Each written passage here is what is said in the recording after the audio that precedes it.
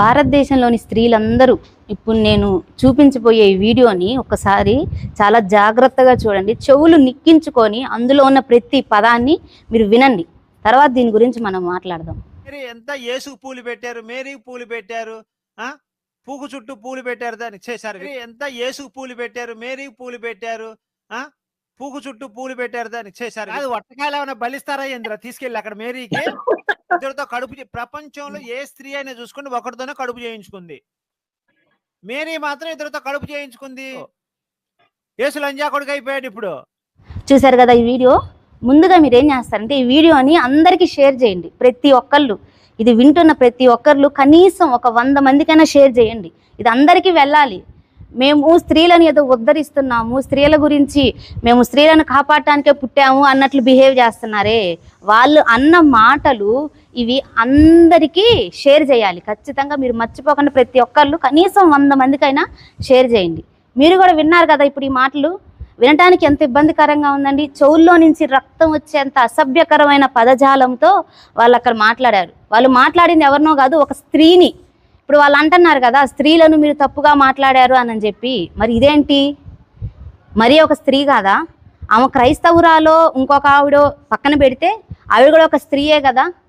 మరి ఆ స్త్రీ గురించి ఇంత దారుణంగా మాట్లాడినప్పుడు దీని గురించి ఎవరైతే రకరకాలుగా మాట్లాడుతున్నారో దీని గురించి ఎందుకు స్పందించట్లేదు మీరు?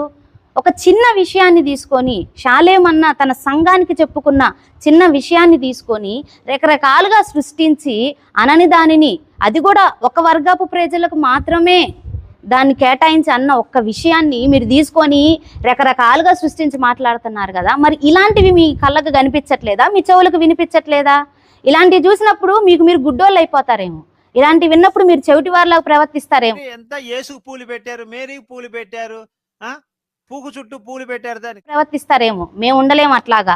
మేము ఒక బాధ్యత గల భారత స్త్రీలమి. ఇలాంటివి చూసినప్పుడు స్పందించే హక్కు మాకుంది. ఈ వీడియో చూస్తున్న మీరందరూ కూడా ఖచ్చితంగా దీని విషయమై స్పందించాలి. ఇలాంటి వీడియోలు ప్రజల దగ్గరికి వెళ్ళాలి. ప్రజల దగ్గరికి వెళ్ళినప్పుడే ఇలాంటి వాళ్ళ భాగవతం బయటకు వచ్చింది.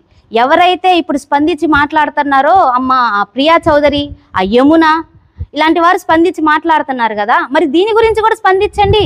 ఈ ఎందుకు కనిపించట్లేదు మీకు? ఈ ఎందుకు వినిపించట్లేదు మీకు? వీటి గురించి మాట్లాడే దమ్ము మీకు లేదా? వీటి గురించి మాట్లాడితే మేము మీకు ఏమన్నా ఇబ్బంది కలిగిద్దని భయపడుతున్నారా? అంటే క్రైస్తవులను, క్రైస్తవ స్త్రీలను ఎవరు ఏమన్నా మాట్లాడచ్చు, ఎవరు ఎన్ని విధాలుగైనా దూషించవచ్చు. మీరు దాన్ని పట్టించుకోరు. మిగతా వాళ్ళు మాత్రం ఏదన్నా ఒక చిన్న టాపిక్ బయటకు వస్తే మాత్రం దాన్ని చిలువలు పలువలు చేసి ఉన్నదాన్ని లేనట్టు సృష్టించి రకరకాలుగా మాట్లాడుతున్నారు. మరి దీని విషయమై కూడా మీరు నిజంగా స్త్రీలకు సపోర్ట్ చేసే వాళ్ళే అయితే, మీరు నిజంగా స్త్రీల పక్షంగా మాట్లాడే వాళ్ళే అయితే దీని విషయమై స్పందించండి. అప్పుడు మేము నమ్ముతాం మీరు నిజంగా స్త్రీల విషయమై స్పందిస్తున్నారని చెప్పి. ఎవరైతే ఈ మాటలు మాట్లాడారో వాళ్ళని బజారు తిప్పించి కొట్టండి. అసలు ఈ మాటలు మాట్లాడిన వాడికి సిగ్గుందా అని మీరు అడగండి. ఎంత దారుణంగా మాట్లాడారండి. అసలు మనం వినగలుగుతున్నాం ఆ మాటలు? మరలా ఒకసారి మీరు వినండి. ఈ మాటలు మరలా ఒకసారి మీరు వినండి. ఎంత యేసుకు పూలు పెట్టారు, మేరీకి పూలు పెట్టారు, పూకు చుట్టూ పూలు పెట్టారు, దానికి అసలు ఒక సాధారణ మనిషి వినలేనంత అసభ్యకరమైన పదజాలంతో ఈ ఒక మహిళను దూషిస్తున్నప్పుడు ఇలాంటి వారి గురించి కదా మీరు అనాల్సింది. నేను నిజంగా అనకూడదు కానండి, ఈ మాటలు అన్నవాళ్ళు కడుపుకు అన్నం తింటున్నారా, పెంట తింటున్నారా? ఒక స్త్రీ గురించి ఇంత చండాలంగా మాట్లాడడానికి అసలు మీకు నోరు ఎలా వచ్చింది? నీ భార్య ఒక స్త్రీయే కదా, నీ తల్లి ఒక స్త్రీయే కదా, నీ ఇంట్లో ఉన్న నీ ఆడవాళ్ళందరూ స్త్రీలే కదా. మరి వాళ్ళందరూ స్త్రీలే అయినప్పుడు నీకు స్త్రీ మీద గౌరవం ఎందుకు లేదు? ఇంత చండాలంగా మాట్లాడావే, అసలు నీకు సిగ్గు కలగట్లేదా ఈ మాటలు విన్నప్పుడు? నేను ఇలాగ మాట్లాడానే ఒక స్త్రీ గురించి అని చెప్పి అసలు నీకు సిగ్గుందా అని నేను అడుగుతున్నా. దీని గురించి స్పందించాలండి అందరూ. ఏదో విని పక్కకి వెళ్ళిపోవటం కాదు.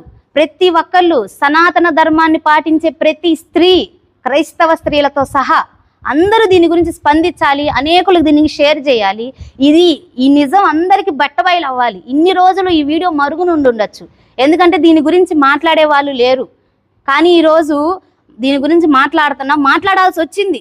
చూపించాల్సిన సమయం కూడా వచ్చేసింది. ఇదే సరైన సమయం.